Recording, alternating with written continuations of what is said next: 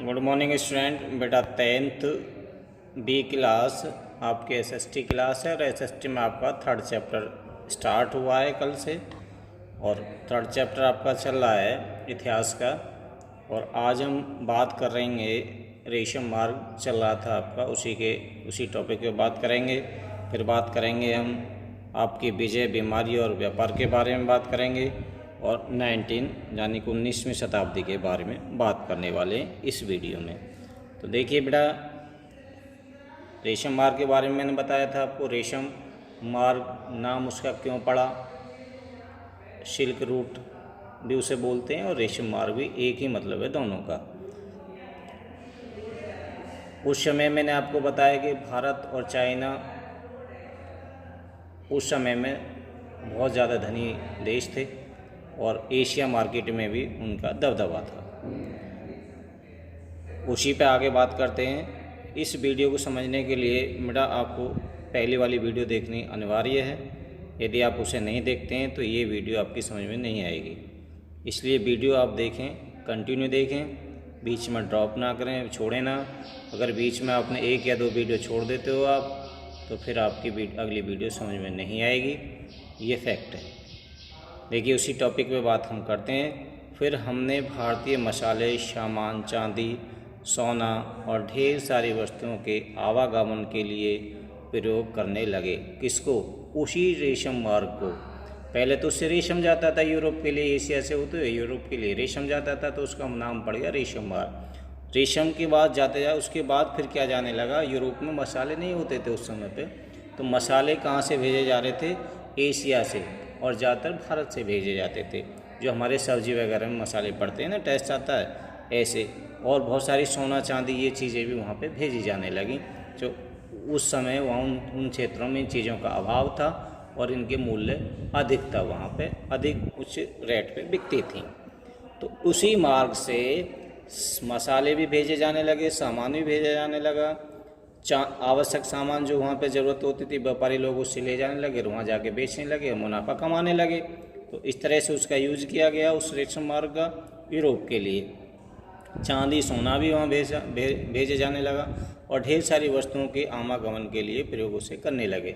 अब एक रास्ता बन गया वो, और उसी से माल यूरोप के लिए जो भी माल की आवश्यकता वहाँ होती थी या व्यापारी लोग वहाँ बेचने के लिए जाते थे, उसी मार्ग से जा कर के और यूरोप में बेचते थे और अपना मुनाफा कमाते थे। तो इस तरह से इसका और भी प्रयोग होने लगा। सामानों की आवाजाही के अलावा व्यापार और संस्कृति का भी आदान प्रदान वहाँ होने लगा। अब जब सामान जा रहे हैं तो व्यक्ति भी वहाँ से एशिया से वहाँ जा रहे हैं, भारत से यूरोप जा रहे हैं या एशिया से जा रहे हैं, तो वहाँ पे भारत की संस्कृति पहुँचने लगी, है नहीं, वहाँ की आवाजाही से। और वहाँ पे जो है व्यापार भी होने लगा। और जब व्यापार का आदान प्रदान, भाषा भी वहाँ आदान प्रदान होने लगा। जब एक व्यक्ति दूसरी जगह जाता है तो उसे वहाँ की भाषा सीखने को मिलती है और यहाँ उस दूसरे की मिलती है। तो इस तरह से उसका यूज किया जाने लगा रेशम मार्ग का। आगे बात करते हैं यहाँ पे विजय, व्यापारी, बीमारी और व्यापार की। अब विजय कहाँ हुई, बीमारी कैसे फैली और व्यापार कैसे हुआ, इस पर बात करते हैं। 15वीं से लेकर 16वीं शताब्दी तक यूरोप में समुद्री रास्ते के जरिए विश्व का प्रसार किया जाने लगा था। 15वीं और 16वीं शताब्दी में यूरोप को लोग जाते थे, समुद्र मार्ग से जाते थे और उसे वहाँ पे अपना व्यापार करने लगे थे, प्रारंभ कर दिया था, क्योंकि यह अपना व्यापार साथ ढूंढ रहे थे, व्यापारी साथ ही ढूंढ रहे थे, तो इसलिए एक दूसरे के व्यापार करने लगे। उस समय पुर्तगाल और स्पेन 2 बहुत शक्तिशाली देश थे यूरोप में। पुर्तगाल, जहाँ का वास्को डी गामा था, जो हमारे यहाँ आया और उस भारत की खोज की थी, और स्पेन बहुत ही शक्तिशाली देश थे। उन्होंने अमेरिका को उपनिवेश बनाना शुरू कर दिया। अब अमेरिका उपनिवेश कैसे बनाया उन्होंने? उपनिवेश क्या होता है मैं पहले ये बता देता हूँ आपको। किसी शक्तिशाली देश के द्वारा किसी गरीब कमज़ोर देश पर अपना शासन स्थापित कर लेना, अपनी सरकार बना लेना और अपने अनुसार उसे चलाना उपनिवेश कहलाता है। तो जैसे भारत भी अंग्रेज़ों का उपनिवेश रहा है नहीं, अंग्रेज़ों ने शासन हमारे ऊपर किया है, ऐसे अमेरिका पे स्पेन और पुर्तगाली ने शासन कर दिया और उसे अपनी अधीन ले लिए। यूरोपीय सेनाएं केवल अपनी सैनिक ताकत के रूप में ही वहाँ से नहीं जीती। अच्छा, उसे जीता कैसे? जो यूरोप की सेना वहाँ पहुँची और उनसे युद्ध करा, लेकिन युद्ध में वो नहीं हारे चूँकि अमेरिका के लोग। लेकिन जो सैनिक वहाँ से गए, कहाँ से? स्पेन से और पुर्तगाली से, उनके एक कीटाणु फैला, चेचक की बीमारी के वायरस थे।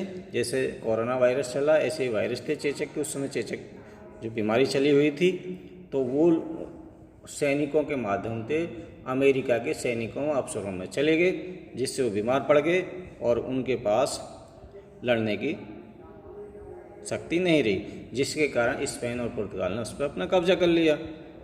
लाखों साल से दुनिया से दूर अलग थलग पड़े रहते। उस समय अमेरिका सबसे अलग थलग था।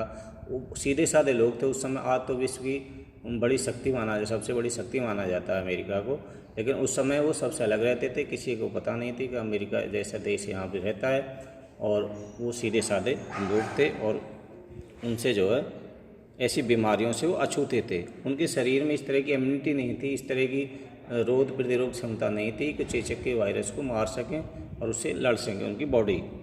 ठीक है, तो इस तरह से वो बेचारे बीमार पड़ गए और आसानी से उन्हें विजय प्राप्त हो गई। 19वीं शताब्दी की बात करते हैं। ये तो थी हमारी 15वीं और 16वीं शताब्दी की बात। 19वीं शताब्दी की बात करते हैं। 19वीं सदी में दुनिया तेज़ी से बदलने लगी।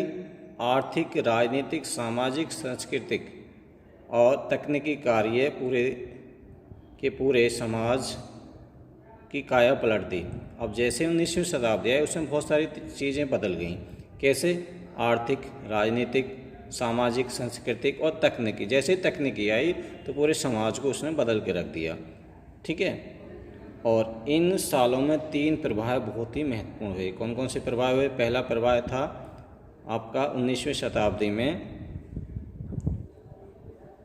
मुख्य रूप से वस्तुओं का, जैसे कपड़ा है, गेहूं आदि के रूप में व्यापार तक ही सीमित था। उससे पहले जो था 19वीं शताब्दी में लोग काय का व्यापार करते थे? एक देश से दूसरे देश को कपड़ा ले जाना या गेहूं या अनाज ले जाना, इस तरह का व्यापार करते थे। लेकिन जैसे ही टेक्नोलॉजी आई तो कई सारी चीज़ें एक देश से दूसरे देश को जाने लगीं और लोग व्यापार करने लगे। जब एक दूसरे देश से दूसरे देश को जाने लगे तो वहाँ पर संस्कृति के प्रचार फैला, दूसरे देश की का राजनीतिक फैली। इस तरह की बहुत सारी आर्थिक विकास हुआ। जिन चीज़ों को, जिन वस्तुओं की ज़रूरत होती थी जिन लोगों को, वो वस्तुएं वहाँ पे पहुँचने लगी, तो व्यापार बढ़ने लगा, तो लोगों को मुनाफा भी होने लगा। तो इस तरह से ये आपका व्यापार बढ़ा। रेशम मार्ग के बारे में मैंने आपको बताया इस वीडियो में। विजय किस तरह से अमेरिका पे विजय स्पेन ने, पुर्तगाली ने प्राप्त करी। ठीक है, तो ये आज की वीडियो थी बेटा आपकी।